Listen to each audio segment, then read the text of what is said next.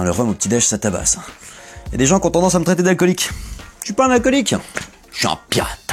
Car oui, aujourd'hui nous parlons de Pirates des Caraïbes, la vengeance de Salazar, en 180 secondes.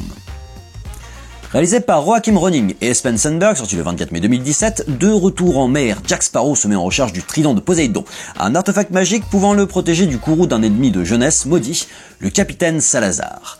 Et c'est un peu nul, quoi. C'est pas catastrophique, ça se laisse voir.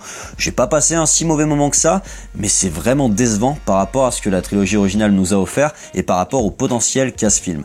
On a cette désagréable impression que la franchise n'a absolument plus rien à raconter, alors qu'on joue un peu sur la fibre nostalgique en faisant revenir d'anciens personnages, mais ça marche pas terrible. Ça se suit, l'univers est joli, et puis les films de pirates se font rares, donc ça s'apprécie, mais ça s'apprécie à défaut d'avoir mieux, et moi j'aurais bien aimé avoir mieux, en fait. Les points négatifs, on commence par ça. Globalement, je trouve que le film ne raconte rien. Il n'y a pas d'ampleur dramatique, il n'y a pas d'enjeu. C'est vraiment une succession de scénettes rigolotes. En plus, il y a un vrai problème de raccord des scènes. J'entends par là qu'on perd énormément de temps sur des scènes focalisées sur la bouffonnerie de Jack Sparrow. La bouffonnerie qui est auto-parodique, des scènes vraiment pipi caca comme le mariage forcé qui ne m'intéresse pas et qui ne marche pas parce que c'est trop, c'est dans le too much.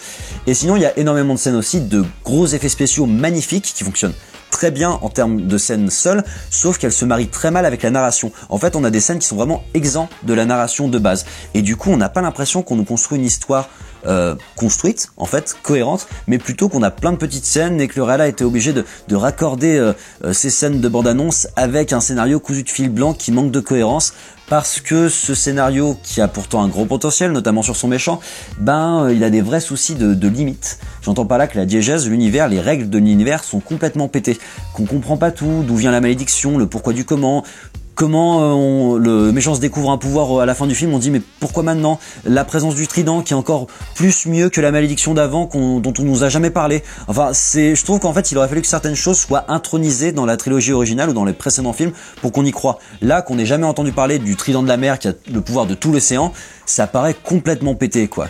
Et puis à côté de ça, la film nostalgique sur laquelle on joue, à savoir de nous refaire un couple qui est une véritable parodie de Orlando Bloom et de Keira Knightley, ne fonctionne pas, et on se bouffe un nombre d'illogismes à l'appel par rapport au passé de la trilogie, au passé de la franchise, l'utilisation du volant des volants, le Black Pearl qui est plus le navire le plus rapide, on sait pas trop comment, le pourquoi du comment, le pouvoir du navire de Barbe Noire que Barbossa avait à la fin du 4e volet qui n'est pas utilisé, ce final absolument kitschissime.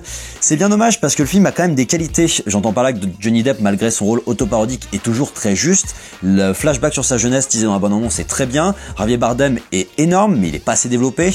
Que Barbossa est toujours là pour sauver les meubles, que les FX sont au top, que l'univers est graphiquement très cohérent, qu'il y a des plans vraiment cool et qu'il y a un vrai potentiel, mais ce potentiel-là est gâché. Et c'est vraiment dommage parce que le 4e était une vraie déception. Celui-là est un peu moins une déception parce que le 4e avait déjà déçu avant, mais que la saga a encore, je pense, beaucoup à nous offrir. Et top. Voilà, j'espère que le 6e volet sera un petit peu mieux, même si ce qu'on utilise à la fin est pas forcément des plus réjouissants, parce qu'il y a une scène post-générique. Ça vaut pas forcément le coup d'attendre, je vous le cache pas. Je vous invite à liker, commenter, vous abonner, et je vous donne rendez-vous sur la page YouTube de Popcast pour d'autres critiques ciné en 180 secondes.